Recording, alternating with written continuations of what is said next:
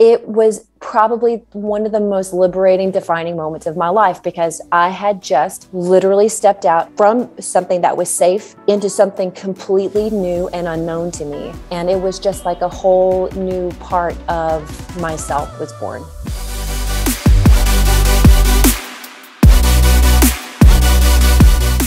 Hey everyone, and welcome to the Academy Podcast with the #1 international best-selling author and multi-award winning success and life coach, Camille Shah. I want to thank each and every one of you for taking this opportunity to grow together with me, Camille Shah, and my guests on this program. Each episode of the Academy Podcast is filled with insights and wisdom from my guests, which I believe can have a profound impact on the way we live our lives. Without further ado, let's dive in. Welcome back to the Academy Podcast with Camille Shah. Whatever you're doing listening to this episode, if you're out for a run, cooking for a meal, commuting back from work, doing yoga, whatever it is that you're doing, I hope you're doing well, staying safe and staying healthy. Okay. This episode is going to be amazing. Okay. Trust me. Firstly, I'm grateful to my guest today for sitting with us to share her incredible story. She's an inspiration to millions around the globe, and for me, an icon for what's possible. I've got goosebumps just saying this, okay? Joining me today is the definition of possible itself, Nicole Smith-Ludvik. Nicole Smith-Ludvik first came to international attention when she appeared standing atop the world's tallest building, the Burj Khalifa, in Emirates Airlines' most recent viral ad campaign. Nicole is as well-rounded as she is fearless, with an impressive resume, including a successful corporate career, professional skydiver, yoga instructor, social media influencer, stunt woman, and an all-round adventurer. She has been awarded as one of the top 50 most inspirational women to look out for, holds the record for the youngest person ever to skydive in all 50 United States, and has been invited to speak at various events. Nicole is featured on podcasts and additional publications, including Golf News, live on SkyNews, Newsweek, Entrepreneur Magazine, Daily Mail, The Mirror, and now the Academy Podcast. Nicole often talks about unexpected personal life traumas she's faced and how perseverance, determination, and grit are responsible for her success. She is courageous, authentic, and inspiring to many. With her unique life story, Nicole easily forms connections with people from around the globe. Whether she's speaking, teaching, or jumping out of an airplane, she does it with an immense amount of enthusiasm and professionalism. When she's not exploring her daredevilness, Nicole usually spends her time with her loving husband, friends, and family. Welcome, Nicole. Hi, thank you. What an introduction. So, Nicole, thank you so much for saying yes. I'm really grateful for this opportunity. And I know that over the next few minutes or so, the stories and the words of wisdom and inspiration that you're going to be sharing people are going to be immense and awesome. So thank you for saying yes. Thanks for inviting me to your podcast. I'm really excited about it. Awesome. So, Nicole, I just want to ask you, for the purpose of people tuning in, okay, if you don't mind sharing with us your journey and passion in skydiving, becoming an adventurer and inspiring millions of people around the globe by standing on Burj Khalifa for Emirates. Sure. So I've been a professional skydiver for a long time. I started jumping back in 2007. And it's, when I first went skydiving, it was something that just kind of, I don't know really how to put it into words. It just changed my life. I had faced a fear of, heights and, something that I had always wanted to do. So it was checking off a bucket list item. But it's something that I've eventually ended up pursuing. I quit my corporate job to pursue it. And it's just kind of become a part of my soul. It is the thread that holds me together. Nicole, just off the back of that, have you always been fearless from a young age, or is that something relatively new? Yeah, I've always been the fearless girl. I've oh my God, from the time I was a little girl, I was the child climbing as high in a tree as I could, or I was the one jumping off the cliffs and into the water, or gosh, as soon as I was old enough, I went bungee jumping. I've always been kind of an outdoorsy girl. I grew up in the Appalachian Mountains in the United States of America, so it wasn't uncommon to find me miles back on a hiking trail or doing something fringe or taboo. Yeah, it was just kind of adventure's just always been a part of my soul. Wow, I love that. Love that. Again, off the back of that, we're talking about kind of fearless and fear. Everyone, including myself, we're all human. We will have some moments in our lives where there is that defining moment, that we've overcome something, be it in a personal context or professional context, whatever it is, relationships. What has been a defining moment for you in overcoming a particular fear in the past? What's been a defining moment for me overcoming a particular fear? That's a really great question. I mean, skydiving for me was a huge defining moment. And I think that it's a pretty common fear for people to be afraid of heights or to be afraid of the unknown altogether. But for me, it was skydiving. That was my defining moment of being in the door of an airplane.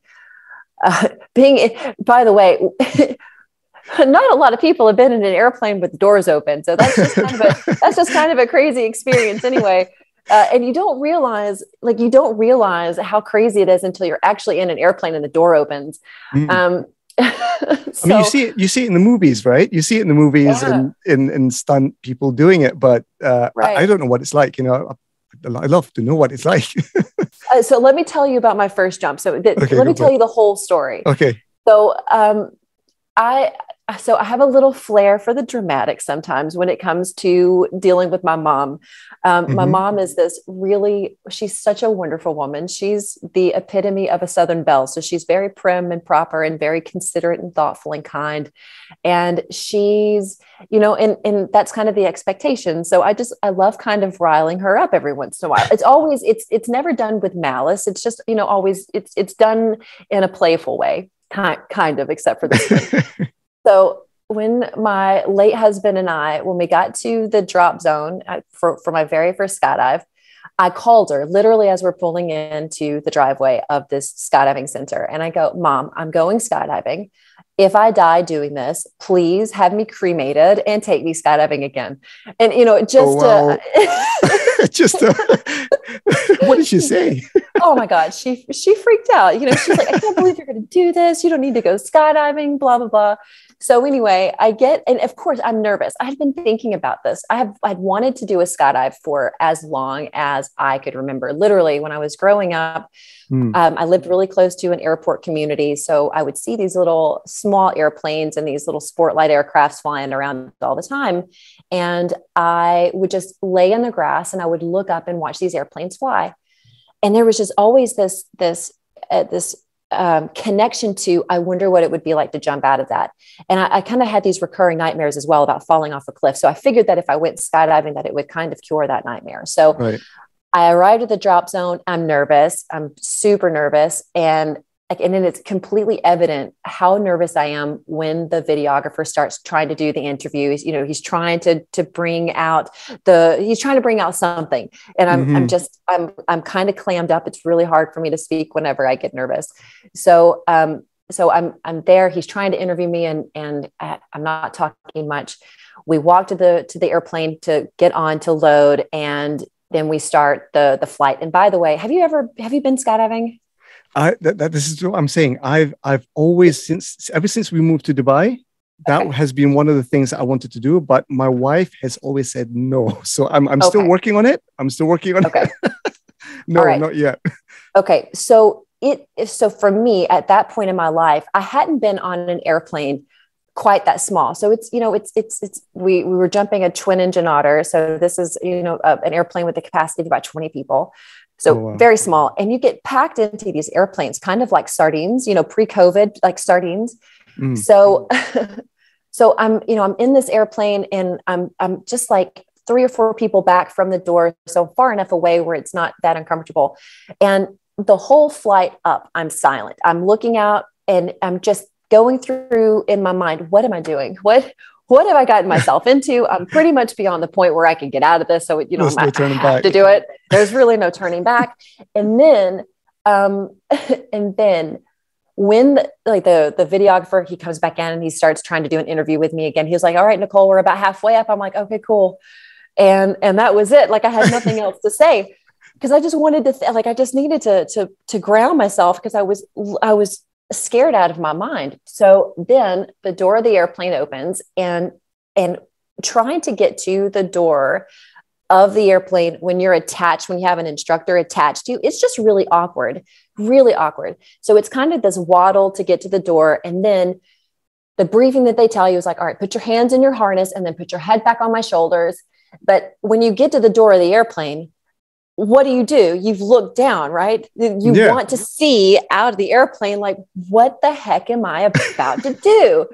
So I look down, and he's, the instructor's trying to get me to look back up, and you can clearly see me say, "Oh shit," in the door. I'm sorry. No, go for it. It's clear as day what I say. And in the video. So anyway, so here we go. It's like he does the count, the ready, set, and then I don't think they say go. They just go. And when I got out of the door of the airplane, it was the most amazing experience of my life. All of that fear, all of all of the stuff that was going on in my head was gone. And it was just this immediate, this presence, this, I don't know how to explain it in any other words other than it was just blissful, peaceful, chaotic. It was just nuts. And it was probably one of the most liberating, defining moments of my life, because I had just literally stepped out into something that was safe into something completely new and unknown to me. And it was just like a whole new part of myself was born. Oh, wow. I just love the way that you've just described that story. I'm imagining that whole scene, that state, that moment where you've just described there, where you just made that leap and letting go. I think that's the key thing that you've described there, about letting go of things that you can control, and now you're just in a state of being, because you can't hold on to anything. You can't hold on to anything. You can't hold on to anything. And at that point, with the way that you've described it there is amazing, because it seems that you're just in a state, as you've mentioned, in the now, where you're just enjoying that particular moment, that blissful moment. Exactly. It's so fantastic, because, I don't know about you, but I have things that just constantly run through my mind. I have my checklist of what it is that I'm doing. And at that time, whenever, I did my first jump, I was working a really high stress corporate job in retail sales. I had so many responsibilities. My phone was attached to me all the time. There was no level of disconnect for me.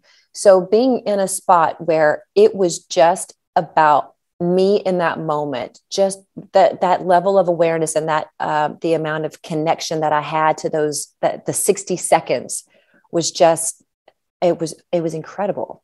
I'm just at awe. I'd love to do that. You need to do it. The wife needs to let you do it. Oh, she's going to be tuning in. So, yep, that's it. Nicole says I have to jump off a plane. I'm going to do it. It's incredible. You guys need to do it together. Yeah. I'm trying to convince her. So I think slowly we'll do it. We'll take it one step at a time. That's cool. Man, I have to give Skydive Dubai a shout out right here, because honestly, I have been skydiving. I've skydived all 50 United States. I'm the youngest person that's ever done it. Wow. And I've been skydiving on 5 continents. And Skydive Dubai, the Palm location, is truly spectacular from a visual perspective, because you have, you're skydiving right over one of the Palm Jumeirah, which is just a miraculous feat in itself. And then you have the Dubai skyline that is right there. There's not another place that I know of where you can jump on a regular basis next to skyscrapers. And I mean, and those are some of the biggest skyscrapers in the world. So it's just it's really really beautiful experience. So, and they are very busy, and they have really great aircraft. They have really great gear and really great staff. Amazing. So, yeah. Yep. That's me. That's me going to skydive Dubai soon with my wife. Do it. And yeah, doing it. Just off the back of what you've mentioned there about, skydiving amidst tall buildings and this kind of amazing picturesque view that you get of the palm. I've seen images and photos of it, of people doing it, yourself included. It's absolutely stunning. It's amazing to be able to first think about the opportunity of, not just skydiving with a view, because usually you just skydive for the thrill of it, or kind of just to practice, but you're getting this amazing view of what's down there. And it's absolutely fantastic. Coming to the jumping between skyscrapers, I want to bring up, if you don't mind, if you guys tuning in haven't seen Nicole on top of Burj Khalifa, I don't know what planet you guys have been on. Seriously, because you should go and check it out, because first and foremost, it's not green screen. A lot of people have been, I've been talking to people, and people are asking, "Oh no, that's a CGI," and I'm like, "Nah, dude, just go and check it out." She's literally there on top of Burj Khalifa, and the latest one for Expo, you've got the A380 flying behind you, if I'm not mistaken. Yep. Oh yeah. Oh yeah. How was that? How was that? Especially the A380 one, because you've got a plane now. I mean, it's just not you; it's just a plane. And, how was that? So if I can describe the second Emirates stunt, it would be like combining all of the Christmas mornings, rolling them all into one, because it was truly one of the most spectacular things I've ever done and ever seen. And there's a two-part here. So you have obviously the stunt itself, where I'm up there. And so it happened over 2 days. We did 2 days of filming for the second stunt. One day we filmed with a helicopter. And the day that we were filming with the helicopter was really close to the building. I don't know if you've seen any of the footage, the ground pictures, but I mean, it was close. I'm standing on the top of the Burj, and this helicopter's flying in front of me. It's flying so close, I can actually see the expressions on the pilots' faces. So it's super... Wow. So it's super cool being able to see that from that perspective. And then when the airplane is flying towards me, I don't even have any words that can express how epic it was seeing this giant airplane flying I love with me. But the second part of this is I was there, I was watching it happen. But when I got the call from Emirates, they called me whenever they had the edit done, before they released it. And I got to go in, kind of like this private screening to watch the final advert. And when I saw the money shot, this 380 flying behind me, because I can only, when I was standing on top of the Burj, I could only see it here and then my peripheral vision, but I had no idea what it looked like flying behind me. But the edit, oh my God, it took my breath away. There's nothing. There's no words. I have no words. And it obviously, with the way that we were filming with the helicopter, the type of camera that they were using, the size lens, it's kind of an optical illusion about how close it actually is to me. It was a half a mile away, but it looks like it was right there. And I could reach out and touch it. And it's just spectacular. Wow. I mean, even before jumping onto this call, I was watching it again with my kids. I was like, look, the plane's behind Nicole. And, saying, how cool is that? That is so cool. For me. I'm grateful to be able to continue my journey here in Dubai, in the UAE. And it has been, previously I was living in the UK, and there was, again, for me, it was a defining moment. I got the call to come over and work in Dubai. And it took me a long time to say yes, because I was mulling it over. It's unknown territory. I'm comfortable living in the UK, working in the UK. I've got friends, family there. So, but then there was something niggling in me. I was like, I want to go and check this place out. I've heard a lot about it. At that time, Expo was coming up. They were advertising the Expo. Burj Khalifa was up and running. I finally said, okay, yes, let's go and check it out. And I've never looked back since, because for me, having lived here and now, you being on top of Burj Khalifa, for me, that symbolizes what Dubai and UAE is. It's about making the impossible possible. And that's why I keep saying that's a slogan for the UAE as well. It's possible. And yeah, it's just inspirational for me. I mean, people around the world looking at this, and yeah, I'm just at awe. It's really cool. Yeah, Dubai, that's one thing that they do really well is marketing. And I love that they push the envelope on what is socially acceptable, what would be in the realm of normal. And I love that they just smash through that. And I love it. I love the creativity behind the city. It's always the biggest, the fastest, the strongest, the newest, the whatever. And that's just, how they continue to redefine themselves. And I feel like Dubai, in a sense, is a lot like the Phoenix. They just continue to find a way to rise through the ashes. And yeah, it's a beautiful city, really dynamic. And I loved my time living there. Amazing. You mentioned about living here before. I mean, how long ago was that?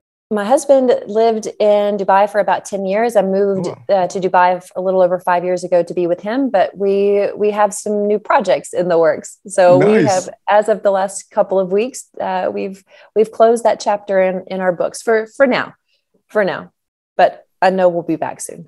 Awesome. Yeah. Love to connect with you, and whenever you're back in Dubai, and that'll be simply amazing. Now I'm really looking forward to the next projects that you've got. We'll come to that in a minute. Okay. Okay, cool. Coming back to what we talked about, that moment where you jumped off, where you took that leap of faith, jumping off plane for the very first time. When we talk about what's happened in the past 2 years, past 2-3 years, with the pandemic and the changes that people have gone through, from your experience talking to people and engaging with people, what is a common fear you think that's out there? That's a really good question. There's so many common fears, right? It's just the fear of the unknown at this point. Like we don't know, the fear of the media, the fear of things being sensationalized, the fear of death. I think that's really prevalent these days, even more so than normal. But I think another, things that other people are afraid of that are, more common, the fear of failure, or the fear of public speaking. I don't know. Everybody has their own thing. The fear of the unknown, things that are unknown. I think for me, that's where I get a little uncomfortable, is when I don't have some familiarity with something. There's always, that acclimation period. When you come to face something which is, unknown, new territory, how do you address, do you have a particular set way of dealing with it? Or is everything in a particular thing, it's very unique to the situation? How do you deal with something which is new? That's a good question. So I'll give you kind of a background with the Burj Khalifa, because a lot of people have asked me, did I feel any fear whenever I went up on the top of the Burj Khalifa? So let me just put it into that perspective.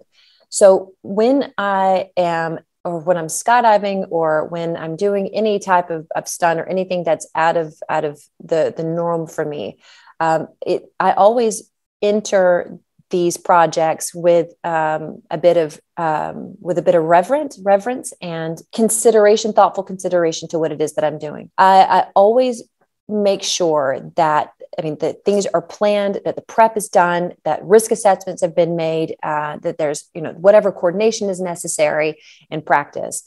So because I feel like if there is a proper plan in place, that any fear of what could go wrong is mitigated.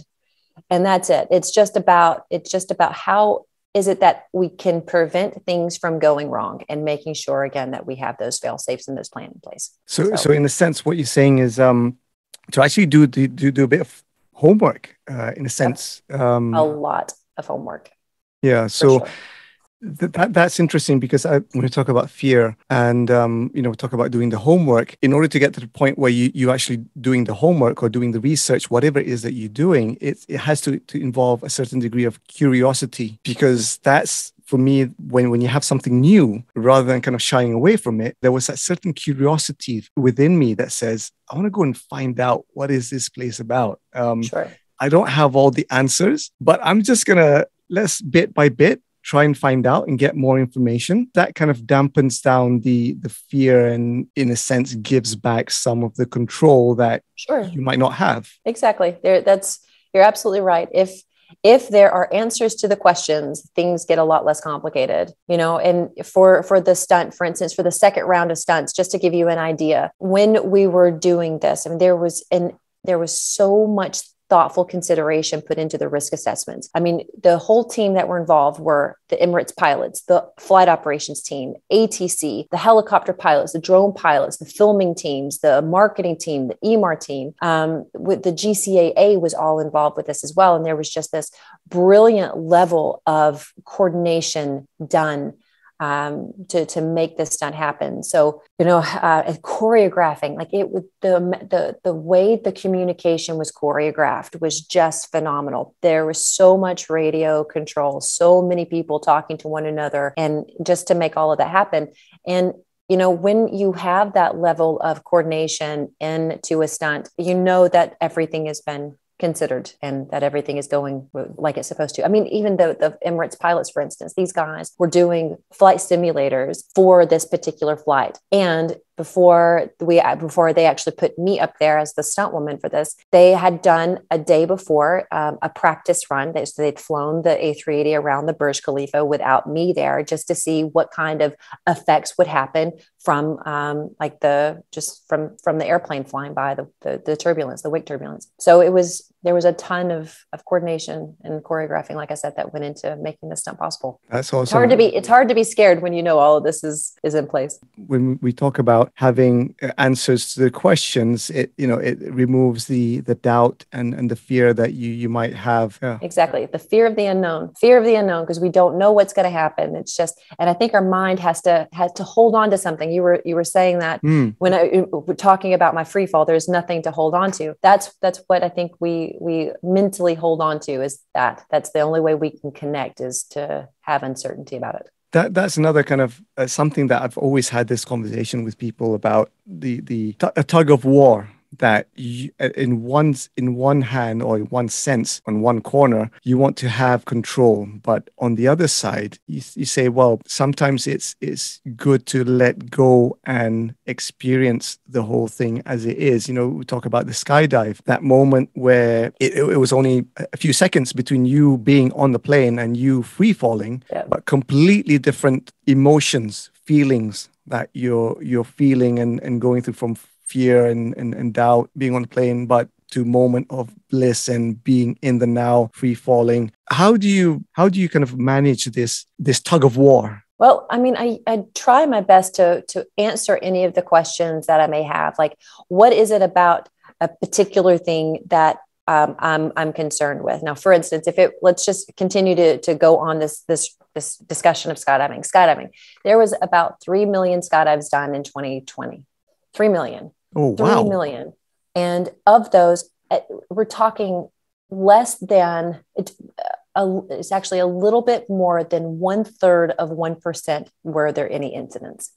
1/3 of 1%. Wow. Yeah. So when you look at the statistics of what happens, then it just paints a different picture, right? Skydiving is seen as this crazy, dangerous, renegade sport. But when you look at the facts of the sport itself, it paints a completely different picture.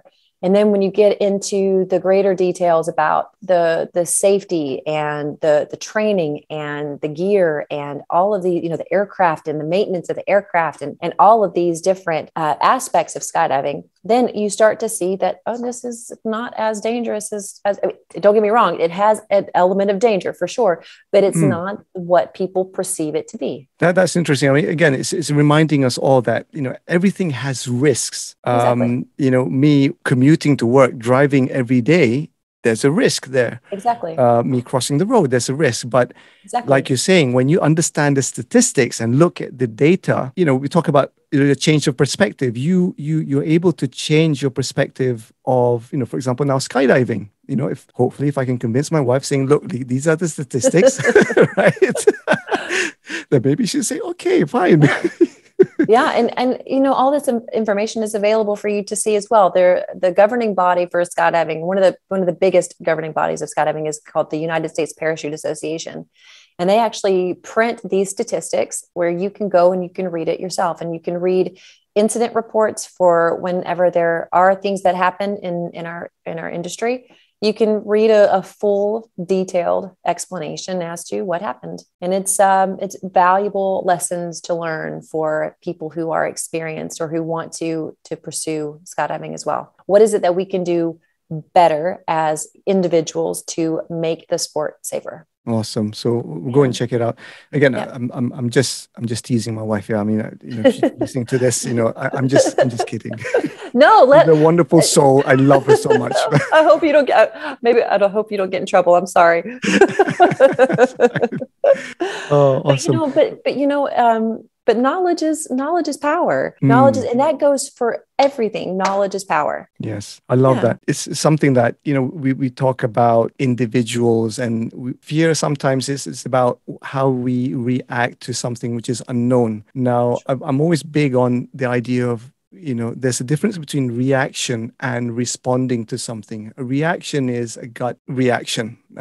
So you're dealing with something external. Responding requires you to do these checks, like you're saying, these assessments. So instead of saying, I'm afraid of this, maybe a better question of asking is, okay, let's step back and let's assess the situation. What's actually going on here? So that changes your direction, and rather than kind of reacting to the thing and saying no, step back and say, okay, what do we have here? What are the statistics? I want to understand exactly what's going on here. Then I can make a kind of a response to the situation. And this is why this is what you said about knowledge is power. So, to understand and to do the research rather than kind of just dismiss the thing at face value, go deeper. Exactly. And go deeper. Yeah. Exactly. You got it. We talked about skydiving. What other daredevil things that are you involved in, or that just kind of just makes you feel alive?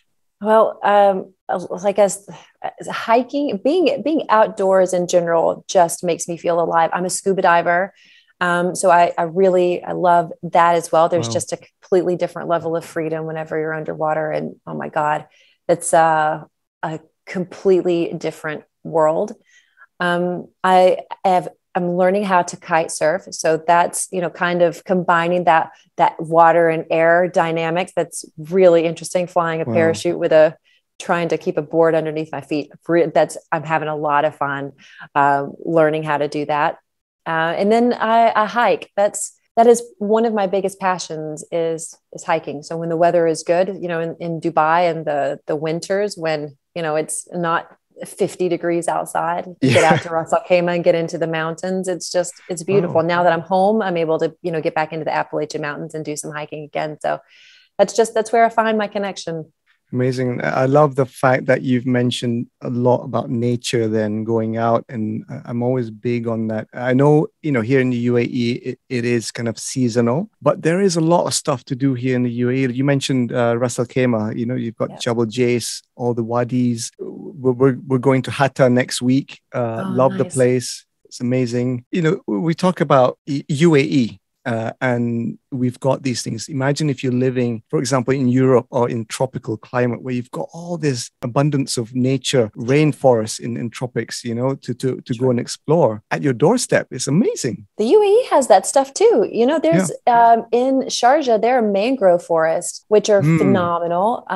You've got really good scuba diving. You can go to Fujairah and go to Snoopy Island. And what you were just saying about Hatta is gorgeous. Got the Hatta pools, which is, 7 hours from Dubai, which you can drive, by the way. At least recently, the Oman border was relatively easy to get through again. So yeah, there's so much to do in Dubai. And then, one of my favorite places in Dubai for nature. Let me tell you this. Have you been to the Dubai Desert Conservation Reserve? I think it's Al Maha. There's a resort, Al Maha. Al Maha, Yeah. yes, yes. Yeah. So where they are, this is a part of Dubai, and I don't know the specifics of how long this has been a protected area, but I think it's between 20 and 30 years where this area has been, again, protected. So this is not something that you can just, go out and dune bash on. And, it's very limited access. People who have permits to be there can be there. And there's no camels. So, so all of the flora and fauna has basically come back to what it would have been without humans. And the amount of animals that you will see out there is spectacular. I mean, it's easy to see the oryx and the gazelles. And I mean, even some of the reptiles that you wouldn't normally see, like the monitors that we have. And there's some really interesting birds that are out there as well. And I mean, you can even see tracks from the vipers, little sidewinders. It's really, really cool to get out there. So I really suggest that everybody who's living in the city make it out to the DDCR and check out that part, because it's undisturbed desert, truly undisturbed. It's gorgeous. Love it, love it. Yeah, hopefully we'll take the kids as well. I've been out with my wife, but hopefully we'll take the kids as well. It'll be an experience for them. Yeah. Nice. Nicole, time's just flown by. I'm just at awe at this conversation. It's been an awesome conversation. I want to thank you again for kind of coming on today. Just before we move on to the final section of the podcast, how can people get in touch with you and the amazing work that you do? Thanks. So I am on Instagram at Nicole Smith-Ludvik. I'm on YouTube. So it's all the same. So it's my YouTube channel, Nicole Smith-Ludvik. And you can find me on Facebook as well at Nicole Smith-Ludvik Official. And I'm constantly posting stuff about my adventures or my interviews or the skydives, the fun stuff that I do. It's all there. Amazing. Thanks for asking that question. No, absolutely. And what we'll do is we'll include all those handles and contact details in the episode. So do go and check it out. Connect with Nicole and go and see what she's doing, because it's absolutely inspiring and awesome. So thank you so much. Okay, Nicole. So just quickly, who would you like to thank, be it people or organizations that have helped you to get to where you are now? Oh my God. But how much more time do we have in this podcast? Do we have like 6 more hours? As long as you want. Oh my God. The list of people that I have to thank it's so long. I mean, from my family, my mom, my dad, my brother, my grandparents, my husband. Oh my God. My husband is the most supportive man on the planet. I could not imagine my life without him. Alan Gayton from Prime Productions and his wife, Marta. These guys are just a constant state of inspiration for me. They're, always out there doing something fun and exciting. And I love being a part of the magic that they make. And of course, Emirates for picking me to do this stunt, for choosing me out of the casting. And God, my friends I have some really awesome friends, Ferris and Nadine and Kareem and Tio and Elizabeth. And then my PR manager, her name is Natasha. She owns Tish Tash in Dubai. I have no idea what I would do without her. That woman has been a godsend, changed my life. But I could continue on and on and on and on, but I'm really blessed with the support group, the support system that I have. I'm just so grateful for all of these people in my life. Awesome. I love that. Again, thank you for sharing. Again, reflecting. If you're tuning in right now, try and reflect on the people that, sometimes we take for granted, and, the small things that, for sure. It just brings a sense of gratitude, and, it just makes me humble, even there's one particular barista at my place, in my workplace, that makes this amazing coffee. His name is Fred.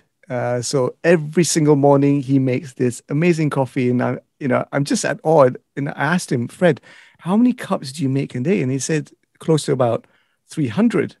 Wow. I'm like, dude, this is awesome. This is amazing. You're a professional at making this. And my contact with him is only, maybe about 10 minutes in the whole 24 hours. But that 10 minutes of conversation that I have with him is, it just opens up a whole new chapter of, intrigue, right? Sure. So if you're tuning into this, reflect and maybe pick out one or two people or several, whoever it is that's just, made an amazing contribution to your life and your day. I love that you've said that. It's so funny when we have those routines, the people that we see on such a regular basis, like you just said, they just become such an integral part of our day that it is so easy to overlook. And I really, really love that you've said that. You've just reminded me. So I have to tell you the story. Go for it. I am. Most people would think that skydiving or risk taking is my number one passion. It's not. My number one passion is food. I'm the biggest foodie you will ever meet in your life. And there's a restaurant. It's in Burj Dubai. It's called Atop vegetarian restaurant. It's just outside of the gold souk, kind of off the beaten path. The parking is a nightmare. The parking is a nightmare. And it was so far out of my way, but I would go to this restaurant. It's delicious. And I would they have their famous dish is the pav bhaji. And wow. Have you ever had this before? Possibly. I probably don't know what it is, but possibly. I'll try it. Okay. It's this like really thick vegetable curry that they serve with these super pillowy soft rolls. And it is and so much butter. It's sinful, but it's so good. And this is something that's kind of a comfort food for me. I love it. And I've met the owner so many times, and it's always that same interaction. I go, and he knew me before the stunt, and then after the stunt, it's just like they roll out the red carpet for me, and it means so much. But I went to my favorite restaurants. I'm not even joking, because I have a really great connection of people and friends and businesses in the city. And I went to him, and I wanted to say my goodbye, because his restaurant is something that has been such an integral part of so many of my stories. And I go and I tell him that I'm leaving, and I'm really sad, because I promise it's one of my favorite places. I'm going to get emotional over something silly like this. And I told him how much I loved it. And he goes into the kitchen, and he gets this plastic container, and he puts a bunch of the spices in this container for me. And he brings it out, and he goes, whenever you're making this, you send me a WhatsApp, and I'm going to tell you exactly how to use these spices so you can make this wherever you go. Oh, wow. And it's just so touching. Oh, man. So that's the simplicity of that. Right? And it's so thoughtful and kind. And it's just one of those things that, like you're saying, if you take that moment, that 1-2 minutes of spending the time with that particular person, and that they change your life, they change your world, they make that a huge contribution, even though that you're with them for a very limited time. Sure. So that's wonderful. Yeah. Thank you for sharing that. Thank you for sharing that, Nicole. I'll go and check it out. I'm so silly. But but it's just, things like that are just so kind, and they, and it just makes such a difference. And that's a huge lesson for me, is that just a small amount of kindness can make such an impact, and it becomes such a part of someone else's story. You never know how one small little piece of your heart is going to affect someone else. So. Amazing. Yeah. Thank you for sharing that. I'm just reflecting on just this weekend. We were at the Emirates Literature Festival with the kids, and I took the kids. My wife bought tickets. We took the kids to see David Walliams. David Walliams, if you're a grown up, you'll know him from Little Britain and the Britain's Got Talent. But he's also an author. He authors children's books. So we took the kids to see him, and he was describing in a similar fashion. He was reflecting on some characters that he's created in his books, and one of the characters is called Raj, And he said Raj is actually a real life character. And it was his, when he was young, he used to go to this newsagent, and there's a guy, actual guy called Raj, that owns a newsagent. And he's always found this guy to be, he's describing the newsagent is chaotic. Everything's all over the place, but somehow there's a connection between Raj and having this warm presence. And I'm kind of reflecting when you're mentioning your story there, and I'm saying, well, somehow the Raj has had this positive impression on David as a youngster. Right. But David's now created a character, right, of this particular person. And Raj possibly doesn't even know that this has happened. Yep. Right. So this is the I don't know what you call it, butterfly effect or whatever you call it. This compound effect of small acts of kindness that sometimes you don't see, but it has that impact, a huge impact on somebody else's life. Exactly. You just never know. You never know. Awesome. I love that story. It's good. Thank you, Nicole. Thank you so much again for sharing that. And recounting that. And I have to, that's going to be my next visit to this restaurant. Oh, good. You have to. Their food is so good. It's so good. It's so much butter, but it's worth it. I dream about their pavs. They're just that good. Wow. So, awesome. Yeah. Amazing. We'll go and visit. We'll go and visit. Good. Send me pictures when you do it. Send you pictures. Awesome.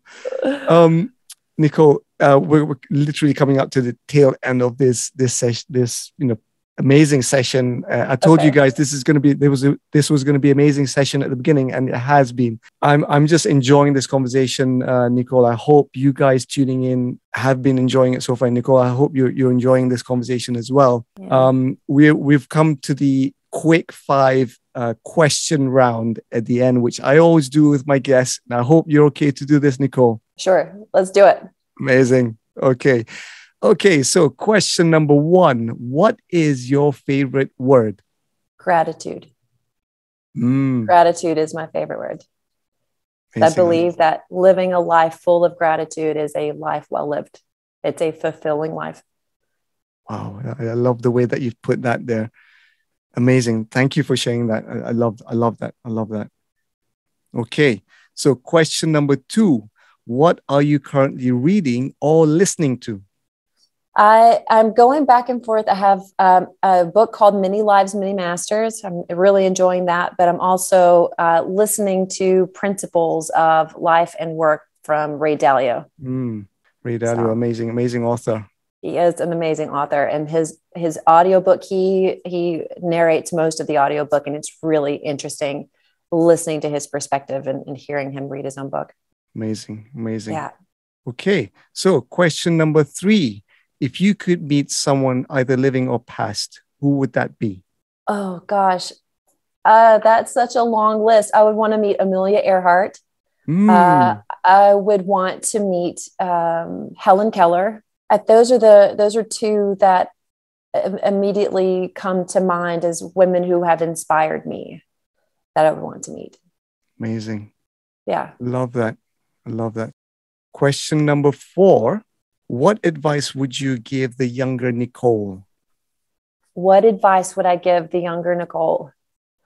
Keep doing what you're doing. But I would say to focus on finding the blessings in every day and to make it your life mission to have a creative outlet that feels authentic and to stay connected with your childlike curiosity and the wonder that is in the world.